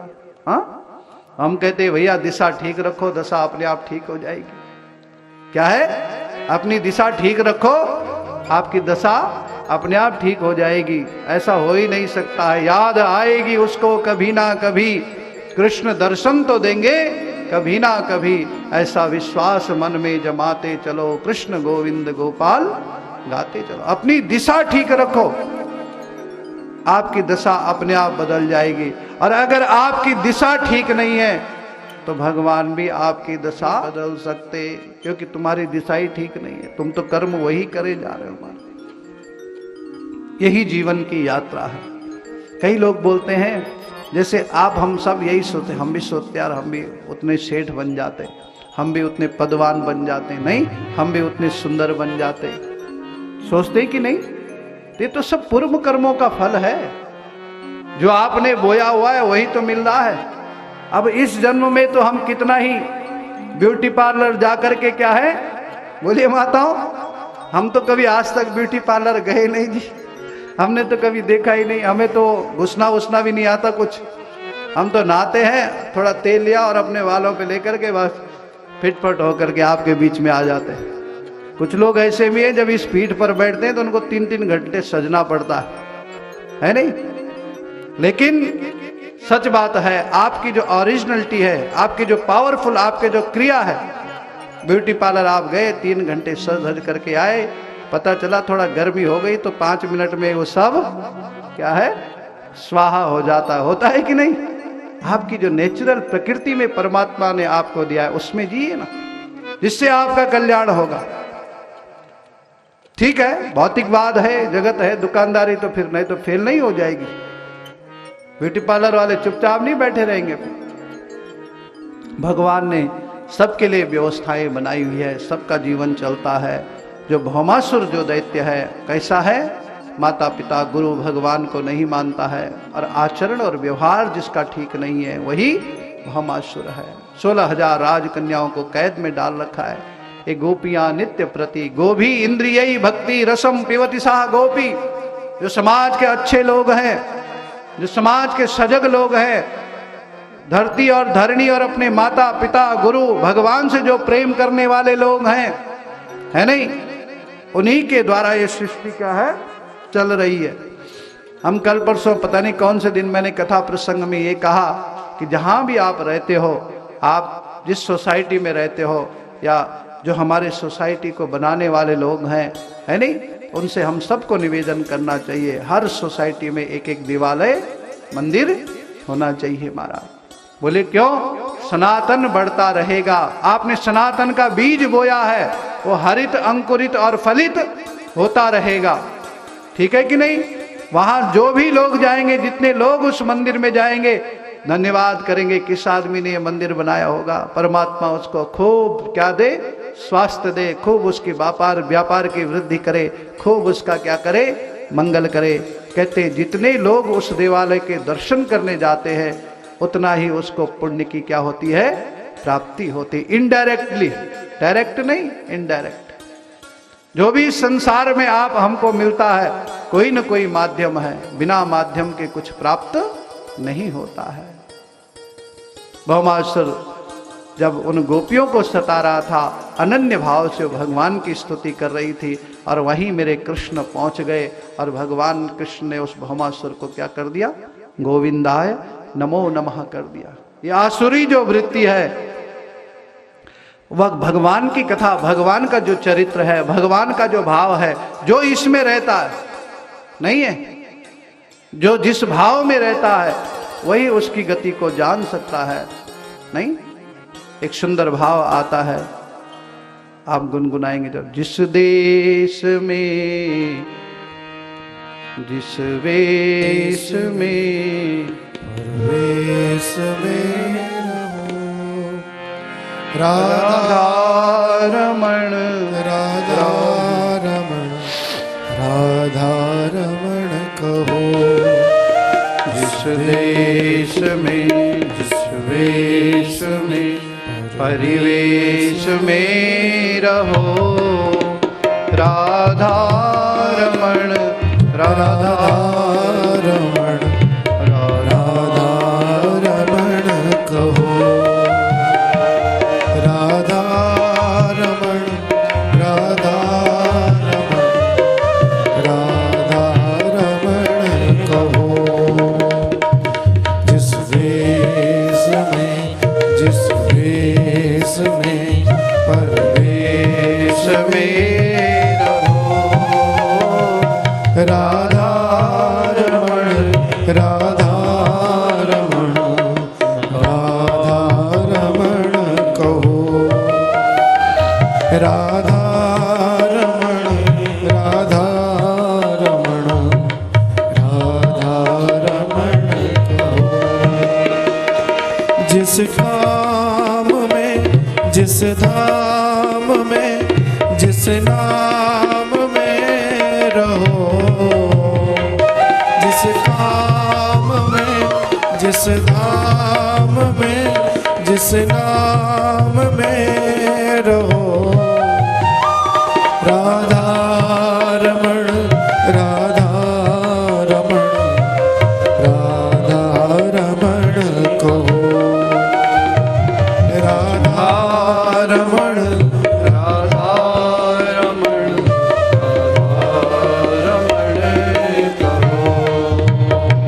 संसार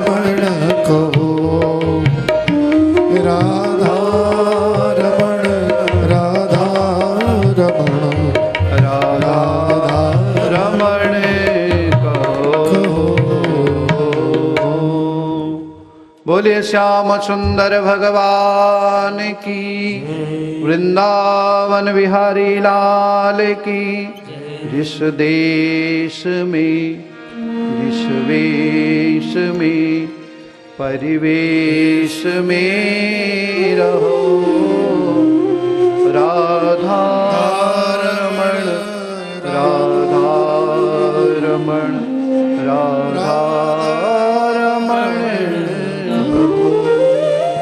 परिवार में रहो, घर बार में हो, जो संसार में रहो, नहीं व्यापार में रहो, जो भी आप कर, लेकिन राधा रमण ये भाव होना चाहिए कि जिसमें भी मैं हूं और जो मेरे पास है सब गोविंद का दिया हुआ नहीं है, सब परमात्मा का दिया हुआ है। निश्चित ही प्रेम हो जाएगा। अनन्य भाव से उन गोपियों ने, उन राजकन्याओं ने भगवान की स्तुति करी है और भगवान ने भौमासुर का वध किया और 16,000 राजकन्याओं ने भगवान श्री कृष्ण की चरण शरण ली। और गोपियां कहने लगी, प्रभु जब त्रेता युग था तो लोगों ने पवित्र सती नहीं, पवित्र जानकी को भी नहीं छोड़ा, पवित्र मां सीता पे भी लांछन लगाए। अब तो क्या है, द्वापर युग है। हमारे घर वाले हमें कैसे स्वीकार करेंगे, हमारे पति हमें कैसे स्वीकार करेंगे। आप भौमासुर के यहाँ रह करके आई हो, क्या प्रमाण है आपका चित्र चरित्र स्वच्छ और क्या है, पवित्र है। अपने ही सबसे पहले लांछन लगाएंगे महाराज। इसलिए अब हम घर वापस नहीं जाना चाहते हैं। अपना लो मेरे गोविंद, क्या कर लो, हमें अपनी चरण शरण लगा लो प्रभु। गोपियां अनन्य भाव से भगवान की चरण शरण। भगवान ने कहा, देखो भाई मेरी 8 पटरानियां हैं, 8 सख्या हैं, मैंने उनसे ब्याह कर रखा है, मैं तुम्हें कहाँ रखूं। बोले अपने चरणों में हमें क्या है, जगह दे दो। तो 16,000 गोपियां श्री हरि चरणों की क्या बन गई, दासित्व भाव उन्होंने स्वीकार किया और भगवान की सेवा करने लगे। 100 उपनिषद हैं, ज्ञान कांड है, कर्म कांड है, भक्ति कांड है, 85,000 क्या है कर्म कांड के मंत्र हैं। सब भगवान की स्तुति करने लगे। उन्होंने भी भगवान से ब्याह कर लिया। जिन जिन ने भगवान से ब्याह किया आज वो सुरक्षित है। मंत्र आप रहोगे नहीं रहोगे तब भी क्या है, वो रहेंगे। जब हमारे दादाजी थे तब भी वही मंत्र थे, जब हमारे बाबा थे तब भी वही मंत्र थे, जब हमारे पिताजी आए तब भी वही मंत्र है, हम हैं तो भी वही मंत्र है और हमारी आने वाली पीढ़ी भी क्या है, उन्हीं मंत्र। इसलिए जिसने भगवान से ब्याह किया, ब्याह करने का अर्थ है धारण किया, ग्रहण किया, वो कभी मरता नहीं है, वो अजर अमर हो जाता है। जो संस्कार, जो कथाएं, जैसे आप लोग बोल रहे थे गुरुदेव क्या करेंगे हम कल से, है नहीं, हमारी तो एक लगन बनी थी, सुबह उठ करके तैयार होना है, ठीक 8 बजे यहाँ पूजा में उपस्थित बन जाना है, अपने पत्र पुष्प फल तोय सब लेकर के आ जाना है नहीं। समय सायंकाल फिर 3 बजे, भगवान 2:45 बजे यहाँ पहुँच करके हरि कथा भक्ति में आनंद से रहना है। लेकिन अब कल से क्या करें, क्योंकि आज सायंकाल 6 बजे कथा विश्राम की ओर चल पड़ेगी, है नहीं। कल से क्या करेंगे बताइए, क्या करेंगे। जो आपने इन 7 दिनों तक सुना है उसकी चर्चा क्या है करते, जहां जहां भी बैठेंगे गोविंद की चर्चा करते रहेंगे। मेरी चर्चा मत करना, जहां पर भी बैठे आप परमात्मा की चर्चा करना। गोविंद की कथा कितनी सुंदर है, परमात्मा के भाव के दर्शन में कितना आनंद आ रहा है। शादी पाने में भी ये लग रहा है, क्या बढ़िया लग रही है महाराज, हैं। कल रुक्मिणी विवाह का क्या गोलगप्पे बढ़िया उड़ाए जा रहे थे आप, हमने भी खूब स्वाद लिया उनका थोड़ा, है नहीं। श्री राधे, ओ ब्रेड पकोड़े खाते खाते तो पेट भर गया, लेकिन फिर भी चुप नहीं रहे हम, आधा फिर भी खा ही लिया। नारायण भगवान की। तो इनको याद मत करना क्या क्या खाया, ये किसकी कृपा से खाया, किसने वो हमें, किस परमात्मा ने वो प्रसाद हमें वहां पाने के लिए दिया। और क्या सुंदर भगवान की कथाएं चल रही थी, क्या हमारे जीवन में आनंद बरस रहा था, है नहीं। और उसका हम सब लोगों ने सदुपयोग किया, उसी में हम सब लोगों ने क्या है डुबकी लगाई। कल से क्या करें, बस यह चिंतन करते रहें, गोविंद फिर जल्दी कृपा कब होगी, फिर आप हमारे बीच में कब आएंगे। जो इन 7 दिनों तक एक भी बात आपने यहाँ से सुनी, आपको अच्छी लगी हो, उनको अपने घर तक अवश्य ले जाएं, उनको अपने बच्चों तक अवश्य ले जाएं, उनको अपने सगे संबंधी इष्ट मित्रों तक जरूर पहुंचाएं। अच्छे काम का प्रचार अवश्य होना चाहिए और बुराई हमेशा छुपी हुई रहनी चाहिए। उसका प्रचार करोगे तो बवंडर फैल जाएगा, लड़ाई झगड़ा महाभारत हो जाएगा। जो इन 7 दिनों तक सुना है उससे प्रेम कर लेना, और क्या पता फिर कोई ना कोई 8वां दिन आए जब भगवान से आपका प्रेम हो जाए और हम भी देखें लगन तुमसे लगा बैठे जो होगा देखा जाएगा। यह भाव भगवान ने इस भौमासुर का उद्धार किया। उसके पश्चात भगवान के 16,108 ब्याह हो गए और 100 उपनिषदों से भी भगवान ने आज ब्याह कर लिए महाराज। तो ये आप और हमारी कथा है। जीव का ब्रह्म से विवाह, यह परिणय जो होता है, यह उसकी कथा है। भगवान हमारे हैं और जब तक वो परमात्मा हमारे शरीर के अंदर 16,000 डॉक्टर साहब यहाँ बैठे हैं, कोई डॉक्टर है यहाँ पे? 16,108 नाड़ी का यह शरीर है। कितना है जी? 16,108 नाड़ी का यह शरीर है और उसको चलाने वाले कौन है? एक परमात्मा है। तो सबके स्वामी कौन है? कृष्ण है कि नहीं? बोले कृष्ण चंद्र भगवान की, श्याम सुंदर भगवान की। तो कल से क्या करना है? राधे राधे जपा करो, कृष्ण नाम रस पिया करो। राधे राधे जपा करो, कृष्ण नाम रस पिया करो। राधे राधे जपा करो, कृष्ण नाम रस पिया करो। राधे राधे जपा करो, कृष्ण नाम रस पिया करो। राधे राधे जपा करो, कृष्ण नाम रस पिया करो। राधे राधे जपा करो, कृष्ण नाम रस पिया करो। राधे राधे जपा करो, कृष्ण नाम रस पिया करो।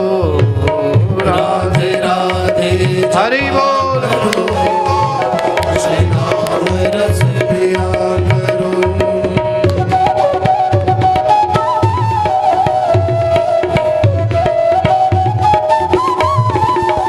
श्री राधे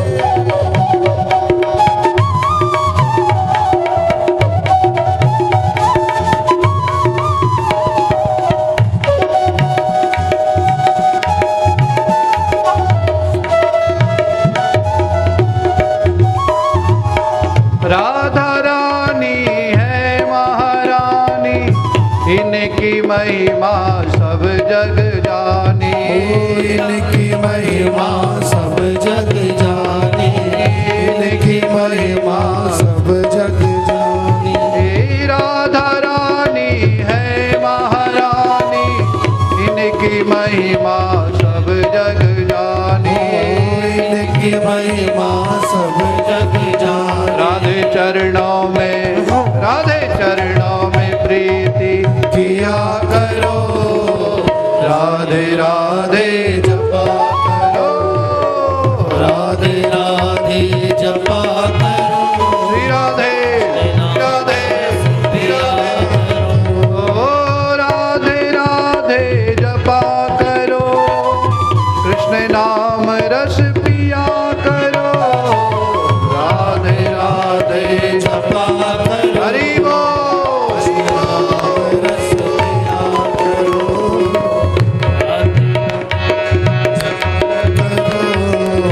कृष्ण नाम रस पिया करो।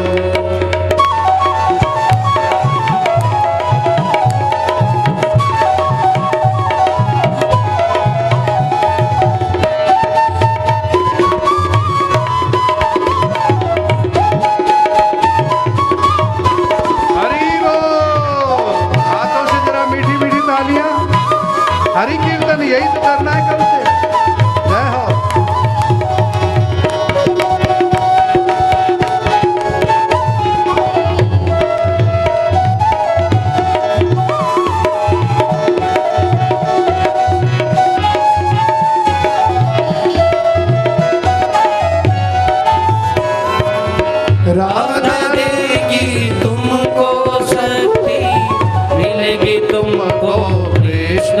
भक्ति, मिलेगी तुमको कृष्ण की भक्ति, मिलेगी तुमको कृष्ण की भक्ति। राधा देगी तुमको शक्ति, मिलेगी तुमको कृष्ण की भक्ति, मिलेगी तुमको कृष्ण की भक्ति, मिलेगी तुमको कृष्ण की भक्ति।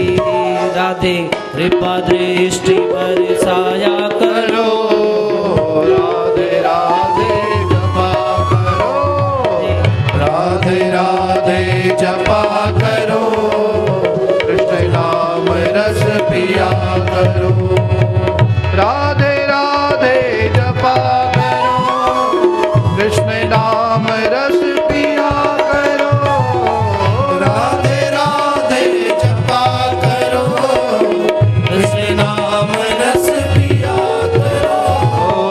राधे राधे जपा करो, कृष्ण नाम रस पिया करो, राधे राधे जपा करो, कृष्ण नाम रस पिया करो।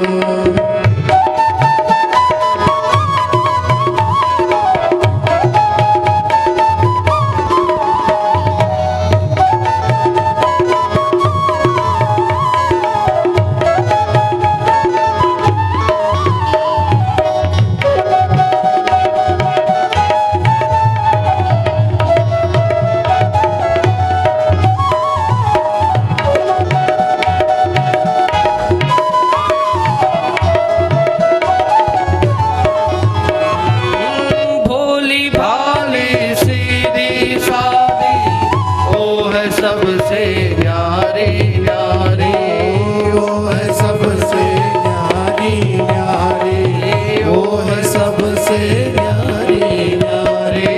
भोली भाली सीधी सादी, ओ है सबसे न्यारी न्यारी, वो है सबसे न्यारी न्यारी, वो है सबसे न्यारी न्यारी। राधे चरणों में शीश नवाया करो, राधे राधे जपा करो, राधे चरणों में शीश नवाया करो, राधे राधे जपा करो, राधे राधे जपा करो, राधे राधे जपा करो, राधे राधे जपा करो, राधे राधे जपा करो, राधे राधे श्री जपा राधे राधे राधे जपा करो, राधे राधे जपा करो, कृष्ण नाम रस पिया करो, राधे राधे जपा करो, कृष्ण नाम रस। एक बार हाथ उठा लो, कौन जपेगा, कौन जपेगा कल से? जपा करो, कृष्ण नाम रस पिया करो, राधे राधे जपा करो, कृष्ण नाम रस पिया करो, राधे नाम रस पिया करो, कृष्ण नाम रस पिया करो, कृष्ण नाम रस पिया। बोलिए श्याम सुंदर भगवान की जय। क्या करेंगे जी कल से? राधे राधे जपा करो, और क्या करो? कृष्ण नाम रस पिया करो। कई लोग बोल रहे थे गुरुजी राधे राधे होता क्या? राह दे, बोलो ना एक बार, राह मतलब थे या